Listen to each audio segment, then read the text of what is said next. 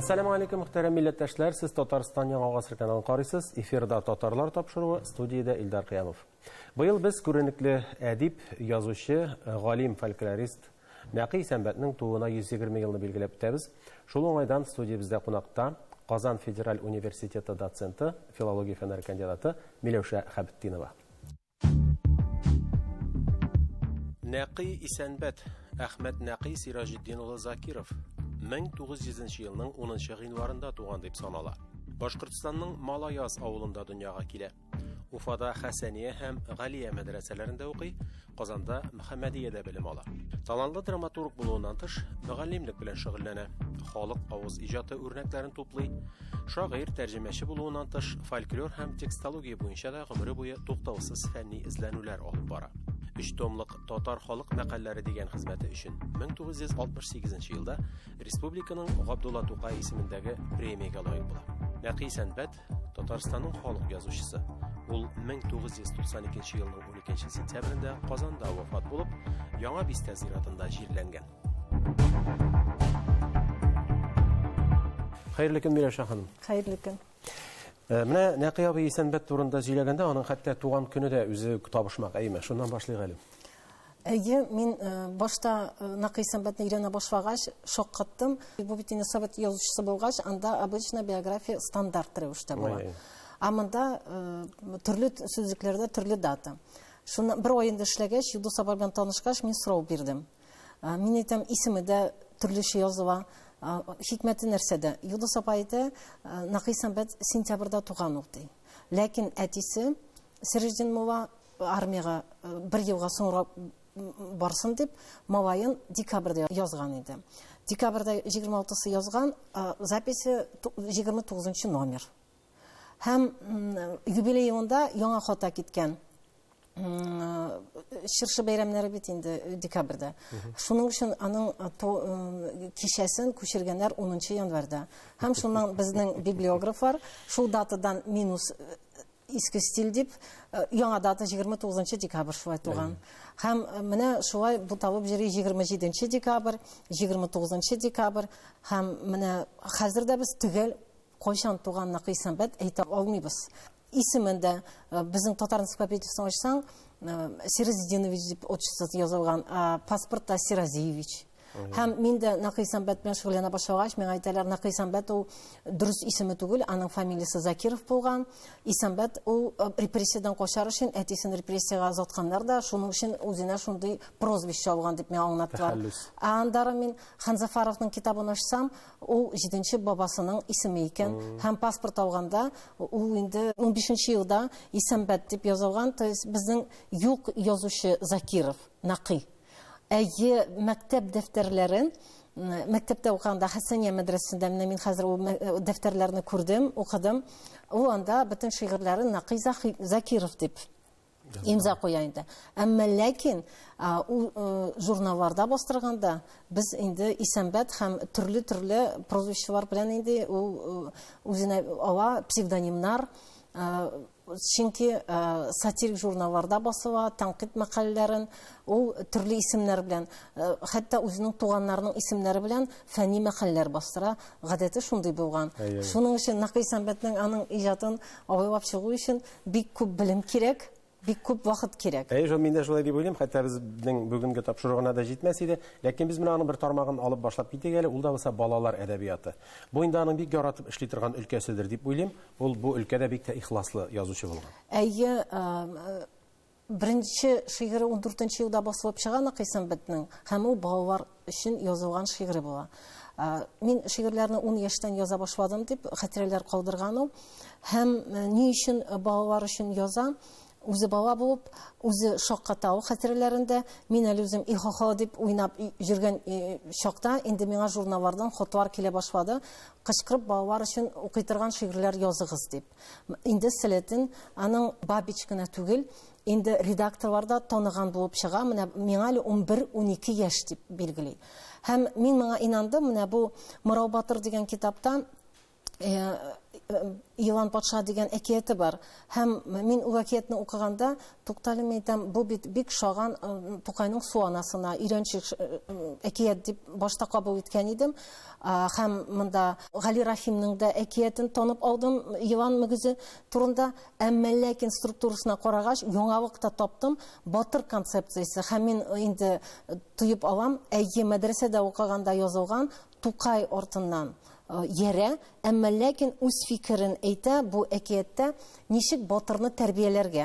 Менә без исебезгә төшербез, Алмачуар, Галимҗан Ибрагимовның Тукайның шүрәлесе, батыр проблемасы. Ни өчен монда ул сюжетлар кертә, Нәкыйсәнбәт үзе әле япь-яшь бала.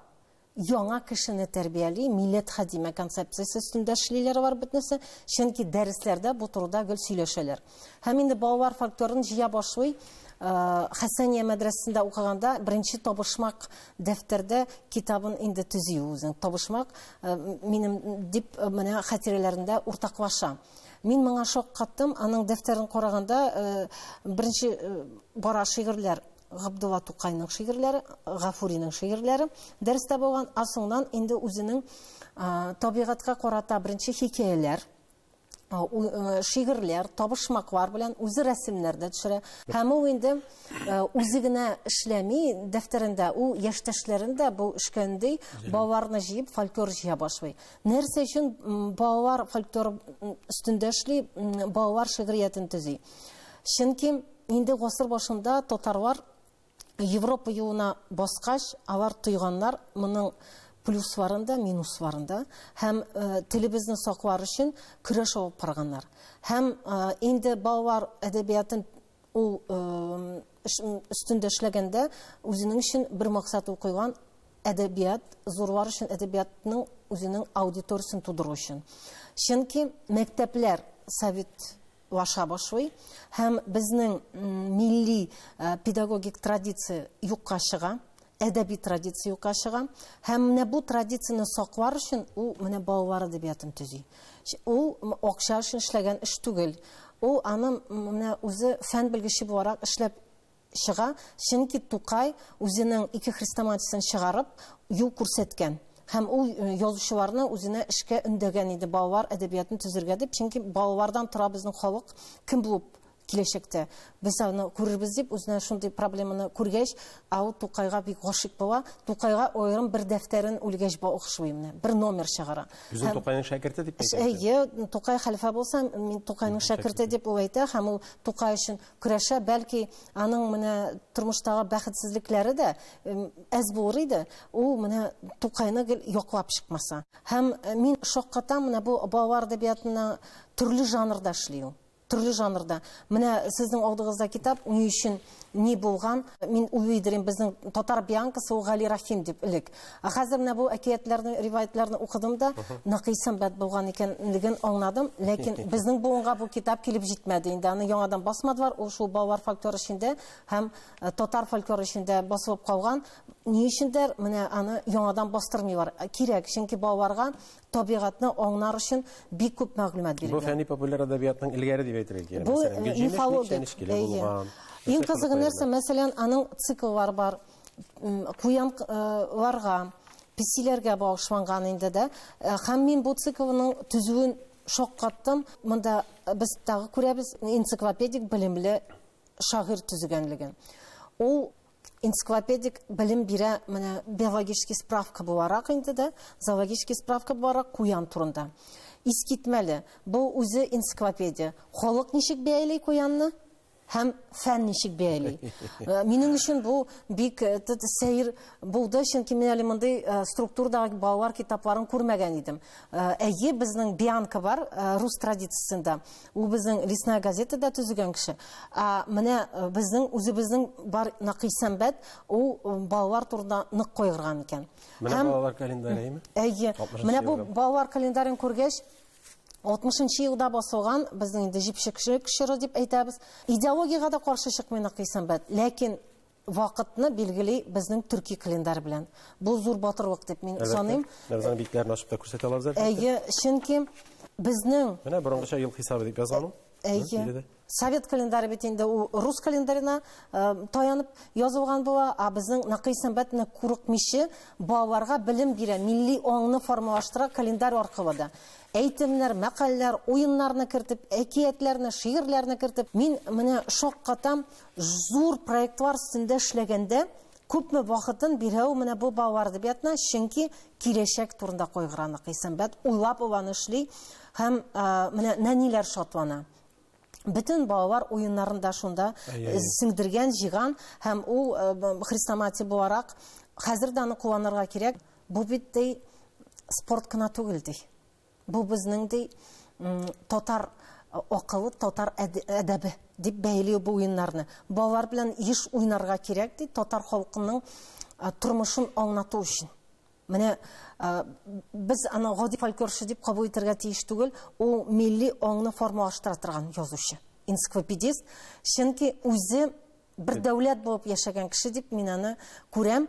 Дәүләт бу турында кайгырмаса, Нәкый Сәнбәт кайгырган һәм укытучылар белән, балалар бакчаларында эшләгән педагоглар белән сөйләшеп, һәм ул аларга гел мәкаләләр язган. Менә мин нәрсәгә тап булдым? Нәкый Сәнбәтне өйрәнгәндә фән кешеләре белән дә сөйләшәм, гади кешеләр белән сөйләшәм. Кеше безнең гадирәк еләнгәннәр Нәкый Сәнбәтнең мәкаләләрен укымыйча текстка гына әйтергә. Мин әйтәм, кереш сүзләрне укырга кирәк. Һәр кереш сүзе бер кандидат диссертациясе. Һәм менә ул сугыш алдыннан балалар фольклорын чыгарганда да шуның өчен тавыш чыга да, аны цензорлар бик лектрип алганнар. Бу китапның әһәмиятен, шуның өчен өстен бу тиражны юкка чыгарга дип. Ләкин менә Нәкый Сәнбәтнең батырлыгы тагы нәрсәдә? Ул бер кашанда югалып калмаган цензура алдында. Ул язган җавабы өскә, Мәскәүгә. Һәм курыкмаган, аның китапларына экспертиза Александр Фадеев язган, Константин Синманов. Әле берәр кеше уйлар иде, мондый зубрларга мин үземнең китабымның подсрочнигын бирәмме? Нәкый Сәнбәт курыкмаган, 3 ай көткән үзенең экспертизадан, 3 айдан соң сотуга чыгарга дип экспертиза килгән. Күрәсең үзенең бәясен дә белгәндер инде. Үзенең бәясен дә белгән һәм ул на равных алар белән сөйләшкән. Һәм мин менә әйтәм бит күптән түгел генә әле бу атнада гына таптым фотография арасында татар халык табышмаклары балалар өчен бит әзерләнгән китап. Һәм мин әйтәм, бу инглизчә нинди мәкалә дип сорадым Бәллүр ападан, Нәҗип апаның кызыннан. Ул миңа әйтә, әйе, ул ди 3 томник татар мәкаләләренә чыккан рецензия. Шундый сабыр гына, тыныч кына, сүз арагына. Сүз арагына дип әйтте. Мин килт итеп әйтәм, ничек сез шулай тыныч кына сөйләшәсез? Ничәнче елда чыккан бу рецензия дип сорадым. Белмим, 70-нче елларда мин аны инглиз теленнән тәрҗемә иттем, бер кешегә кирәк булмады ди. Нәкый Сәнбәт моның кирәклеген белгәндер, ләкин бастырмаганын мин аңлыйм. Ул чакта чит илдә синең турында мәкалә чыкса, син бәла көт. 70-нче елда. Башыңна сыйпамыйлар. Әйе, башыңна сыйпамыйлар. 90-нчы елларда ни өчен бастырмаганын аңлап бетермәдем. Ләкин бу мин рецензияны ачкач, нәрсәгә басым ясасым килә, чөнки бу Николай Поп, монгол теленең белгече. Ул эмигрант. Сугыш елларында Америкага күчеп киткән һәм ул Вашингтон университетының профессоры, Сиэтлда яшәгән. Бу рецензияны язганда Бон университетының почетный профессоры. 71-нче елда Нәкый Сәнбәт үзбәк байчарадан хатала һәм шуннан белә аның китабына шундый бәяләмә булганын. Поп шакката 4000 табышмак җыйганын. Бу беренче бер китапта. Икенчесенә нәрсә ул шакката, ул әйтә, әле мондый теория бер белгечтә дә юк ди, һәм бу теория белән бөтен дөнья кулланырга тиеш ди, табышмакларны ничек анализларга, ничек структурага салырга. Күз алдыгызга китерегез, бу бит тоталь фольклористикага бәя. Үзбәк байчура аңа адрес да бирә, рәхмәт хаты яз дип, мин язмагандыр дип беләм, чөнки ул чакта Нәкый Сәнбәткә тагы бәйләнүләр булды. Иммигрантка мондый хатлар язып тормаган, шуның өчен бу турыда безнең ияле дә белмичә калган. Һәм без дә белмичә калдык. Әле ярый, менә мин гел әйтәм, Ринат Мөхәммәдиевның романы булмаса, мин Нәкый Сәнбәтнең кем икәнен белмичә дә калырым. Мин аны драматург буларак һәм менә бу мәкаләләр минем өчен инде Өстәлгә тотарган китап, Аяз абыйны мин аңламас идем, бу мәкаләләрне кулда тотмасаң. Һәм менә хәзер инде архивын күргәч, мин әйтә алам, әйе, Рафаэль Мустафин дөрес әйткән. Нәкый Сәнбәт безнең татарның соңгы энциклопедисты. Аны бит мәдрәсәдән затканда, Хәсәния мәдрәсәсеннән, әтисенә тарихтан укытучысы әйткән. Сез малайыгызны муллалыкка укытмыйсыз. Көтмәгез дә. Ул энциклопедист галим булачак, Мәрҗани кебек. Шуның өчен аны Казанга алып китәргә кирәк дип, менә шулай затып калганнар. Инде мәктәптә аның масштабын таныганнар укытучылар. Сизгәннәр. Һәм Нақый Сәнбәт безгә бит мәдрәсәгә килгәчтә Мөхәммәдияны экстернат белән бетерә. Һәм аның менә бөтен туплаган белеме самообразование белән җыйган, укытучылар үзенә сайлап алган бик зур аңа йогынты ясаган кеше Мөхәммәд Хади Сагди. Габдрахман Сагдиның туганы, абыйсы, ул мулла булган, һәм ул аны үзенең авылына чакырып Нақый Сәнбәтне укытучылыкка тарткан инде, һәм үзе Нақый Сәнбәт әйтә, Хади абый белән мин фарсы телләрен, гарәп телендә, ул бик фарсы әдәбиятын нык белде дип яза инде, аның бик бай китапханәсе, һәм мин бик зур белем, 1 ел аның йортында яшәп, зур белем алдык. Хәзер менә күз алдыгызга китергез, 16-нчы ел Нақый Сәнбәткә 17 яшь. Һәм Хади абый белән без ди беренче энциклопедик сүзлек төзедек дип әйтә инде әйтемнәр. Бу инде грек фарсы телләреннән алган шундый идиома бар инде дә. Ул беренче менә дәфтәрдә без шундый сүзлек төзедек дип. Менә беренче сүзлеге Нақый Сәнбәтнең. Һәм без инде укытучы булып эшләгәндә инде ул безнең күпме укучылар өчен китаплар чыгара, шул Сагди белән чыгара, учебный литература өстендә эшлиләр инде. Монда яшь дип әйтәләр. Ничек инде менә син әйтәсең Галимҗан Ибрагимовка каршы чыккан дип, әле яшь булган бит ул дип. Ләкин укытучылары менә мондый масштаплы шәхесләр булганда, шәкертләре дә масштаплы була дип уйлыйм мин.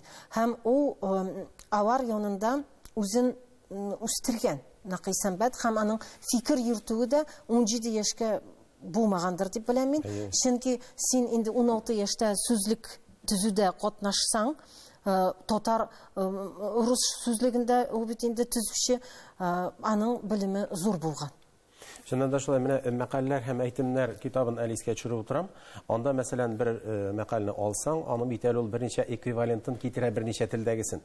Бу бит инде бер институтта моны эшләп бетерә алмый, менә бер шәхес, бер кеше утырып үз өендә шуны эшләп утырган әйме. Шаккаткыч бит инде. Ул шаккаткыч, әле бит ул ничек җыйган, менә анда бик күп хатлар. Гомер буе җыйган инде ул. Гомер буенча җыйган. Менә минем белән уллар сөйләшәләр дә әйтәләр, менә ул файдаланган моның чыганагы белән. Менә фәләннең чыганагы белән үзе ясамаган аны.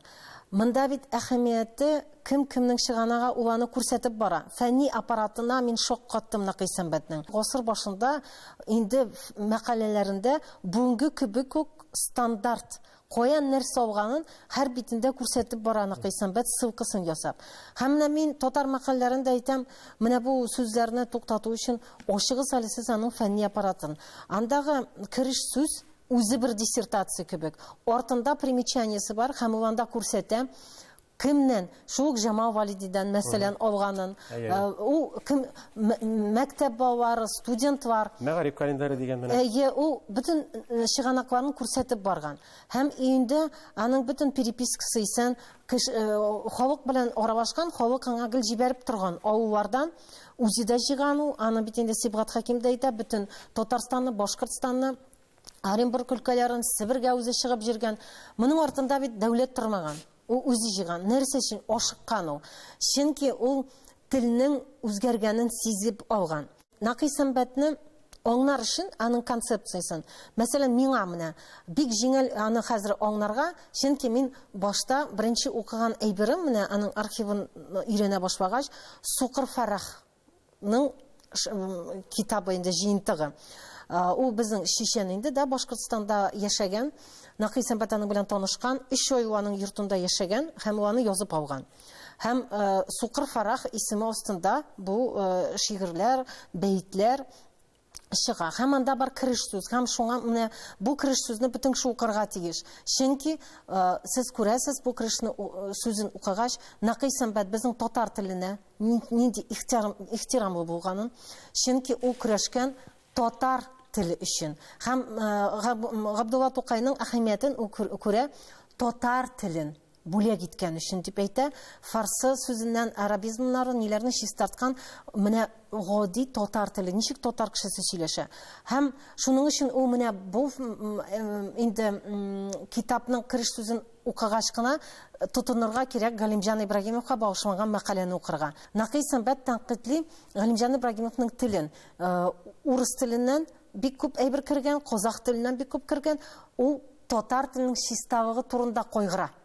Һәм шундый җимләләр безгә хас булмаган конструкциялар кергән дип, аның теленә шуның өчен чистарту ягын карарга кирәк дип, ул менә 40 яшьлек язучыга шундый инде үзенең фикерен белдерә, тәнкыйтен белдерә. Ул гына түгел, әлендә башка тәнкыйтьчеләр дә бу турыда кайгыралар. Чөнки менә бу Тукай концепциясе, Тукай мәктәбе. Һәм мин әйтәм, бу дөрес булгандыр. Чөнки Накый Сәмбәт сизенгән мәктәптә реформа бара. 20 аны бит инде күз алдында шелпәрәмә килә безнең 28-7 елга кадәрле әле без татар мәктәбен саклап киләбез. Һәм шуның өчен менә бу тел сагында торуы, ул бик күп мәктәп балалары белән, укытучылар белән шураша, студентлар белән шураша. Менә барга картайып беткәннәр инде үзләре сөйлиләр, нәрсә турында сөйләшә ул. Безнең газетләрдә, китапларда баса алмаган фикерләрне менә Хатип абый әйтә, студентлар белән шурашканда мин андары ди чакырдылар ди, син нишәп авызың йомып тордың, аны туктатмадың. Тарих турында шундый мәгълүмат таратканың дип. Әйе, Хатип абый Миннигулов әйтә, ул студентлар белән шурашу мин оештырган идем ди, общежитиедә ди. Һәм ул әйтте ди, безнең бөтен байлыгыбыз калды ди, революция кадәрле дип. Әйе, тәнкыйть яратмагандыр. Менә бу милли аңны формалаштыруда күпме көч, каян бахыт тапкан. Безнең менә әңгәмәбезнең вакыты да төгәлләнеп килә. Иң мөһим сорау. Бүгенге көндә Накый Сәмбәтнең мирасы мәсьәләсе. Аны 35 томгамы, 30 томгамы җитә дип әйтәләр. Аның әле өйрәнелмәгән чыкмаган әсәрләре бармы? Бар. Менә мин томникларны өйрәнгәндә Накыяпа белән дә сөйләштем. Мин әйтәм, Накыяпа, сез ишетмәдегезме? Китап нәшриятында Аяз абыйга рецензиягә кермәгән микән аның әсәрләре? Мин әйтәм, чыкмыйча калмаган микән. Чөнки минем менә шундый тойгы калды, хәтерләрне укыганда, бар ул әсәр томнарына кергән үзүкләрдән дә андай әсәр булырга тиеш дип. Накыяпа, белмим, ишетмәдем ди, Аязды шигъриятны укымады бит. Ул шигырь белән язылды бит. Драматургия инде Аязга бирмәделәр, чөнки Аяз ди комедиялар буенча белгеч түгел дип. Без шулай дип аралаштык, ләкин Юлдыз апа килгәч, Юлдыз апа көлде, сез инде Штирлиц булдыгыз дип миннән. Бар андай әсәр диде. Һәм ул миңа күрсәтте Гаптаритас эпопеясы. Ул Совет властының 30 елгына язылган, стиле буенча ул безнең менә Тёркин әсәре бар бит, на том свете. Һәм менә шундый әсәр бар. Мин сезгә аның менә бер үзүген генә укысым килә. 47нче ел. Накый Сәмбәтнең тарихи картина үзенең укучылары өчен ничек төзи. Җире булган Булгар җире, исме булган Казан иле, суы булган Идел, кәсәпләре шул иген. Казан алган елны бугай авы качкан Камага. Сын тамагы дигән җиргә утырганнар тагы да. Тирә-ягы урман булган, әдәм кермәс чавыл булган, калган качкан җыен татар, шунда җыеп авыл булган. Күз алдыгызга китерегез, нинди тарихны төзи бу поэмада Накый Сәмбәт. Һәм ул кискен Совет властен анда тәнкыйтьли, ләкин менә ул аны шундый такмазага ияреп ясый. Һәм мин әйтәм, менә бүген укучыларга ул кызык булыр дип, Юлдыз апаны инде мин уйтлыйм, чөнки ул кириллицада Накый Сәмбәтнең бөтен архивы иске имлә белән. Ул гарәпчә язган архивы бай. Мин ике архивында карадым, нәрсә барлыгын инде. Юлдыз апада күзәтү ясадым инде һәм Бәлүр апада, Нәҗибә апаның белән бергә яшәгән квартирада. 30 том дип билгеләгәннәр күбрәк булмаса, чөнки анда шигырым китапхана. Бәлки 35-тердә. Ул 35-тә, ләкин аны менә безнең бит инде бүген калькулятор заманы, кеше уйламыйча планнар шулай төзи. Менә мин Аяз абыйның да томнарын төзегәндә елга 1 том ясарга кирәк дип билгеләдем, ә миңа 2 том ясаттырдылар. Без Накый апа белән җигелеп эшләдек бу өлкәдә. Монда алай ашыгып, мәсәлән, 35 томны 2 елда чыгарыгыз дип, без акча бирәбез дип, әлбәттә эшләп булмый, чөнки монда бер фән белгечләрен җыеп, бер группа моны расшифровка, әле бит анда Накый сәнбәт үзе турында кайгырмаган, бу томнарны әзерләмәгән, чөнки инде шанмаган бастырылар дип. Мин сезгә менә бер генә тарих сөйлим, аның 69-нчы елда юбилее булган.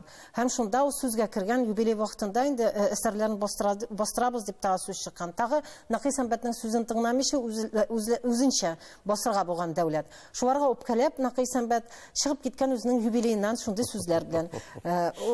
Муста Каримга шалтыратканда чыгып киткән Уфага. Һәм кызык иткән менә дәүләтне инде 70 яшымда мине соңга салмаган дәүләт әзрәк уйлансын дип юбилейны менә шулай калдырган һәм үзенең үпкәсен белдергән дип менә Миркасым Усманов аның шәкерте инде өенә җиргән үзенең хатирәләрендә язып калдырган бу турыда. Шуның өчен ул инде шанмаган һәм бөтен көчен сүзлекләрдә анда бар менә мәсәлән төзелеп бетмәгән аңлатмалы сүзлек карточкаларда. Мин сорадым Европадан ни өчен ул аның эшен туктаган иде. Бастырганнар аңлатмалы сүзлекне. Һәм шуның өчен Накый сәнбәт соңыннан эшләрме дип калдырган бу эшне фразеология сүзлекне менә соңгы хезмәте. Бу бит менә төрле өлкәдә ул безгә үрнәкләр калдырган форма ягыннан. Һәм бу форма милли. Менә әйтәм бит, менә хәзер безнең яшьләр әйтәләр, кая барырга, нәрсә өйрәнергә. Мин әйтәм, бөтен кешегә мәктәп белемегезгә таянмыйча хәзер. Алыгыз хәзер Накый сәнбәтнең китапларын, менә балалар шигъриятын ничек язарга икәнен өйрәнегез Накый сәнбәттән. Өлкәннәр өчен ничек әдәбиятны язарга өйрәнегез, сүзлекләрне ничек төзергә өйрәнегез. Чөнки бу безнең 1000 еллык белем традициясенә таянып эшләгән кеше. Безнең бит инде татар халкы белемле, изле булганын дәлилләп чыгартырган факт. Булган безнең мәдәният һәм ул 1000 еллык тарихны Накый сәнбәт үзенең китапханәсендә безгә бүләк итеп җыеп калдырган. Һәр рукописендә комментарийлар исән. Безгә аны утырып, ныгытып эшләргә кирәк. Бу Миләүшә генә җырып чыга торган эш түгел. Моны институт кебек төркем, ләкин вакыт китә, безнең әйтәм бит шылбырны эләктереп калдырырга кирәк. Без инде мондый белемле кешеләр түгел. Улар кирәк. Әле менә әйтәм бит Ахмедҗанов бар, Марсель абый бар, Марсель Бакиров бар, Фарит Яхиннар исән чакта, Лена Пагайнанова бар исән чакта. Менә шундый төркем төзергә кортлар безгә ярдәм итеп, безне әзерлек бу эшкә, чөнки Накый сәнбәтне өйрәнергә зур әзерлек кирәк. Бик зур рәхмәт Миләүшә ханым, менә сез шушы эшне башлап кузгатып җибәрдегез. Сезгә моның өчен рәхмәт. Инде никадәр кыен да ашагансыздыр, безгә генә белә торгансыздыр. Шуңа күрә дә рәхмәт яусын. Һәм әлбәттә милләттәшләребез дә уйланыр дип уйлыйм. Накый абыйның кадере, хөрмәте югалмас. Рәхмәт сезгә. Рәхмәт. Хөрмәтле тамашачылар, студиябездә кунакта Казан Федераль университеты доценты, филология фәннәре кандидаты Миләүшә Хәбетдинова булды. Ан белән саубуллашабыз, тапшыруыбыз тәмам. Бергә булыйк. Рәхмәт.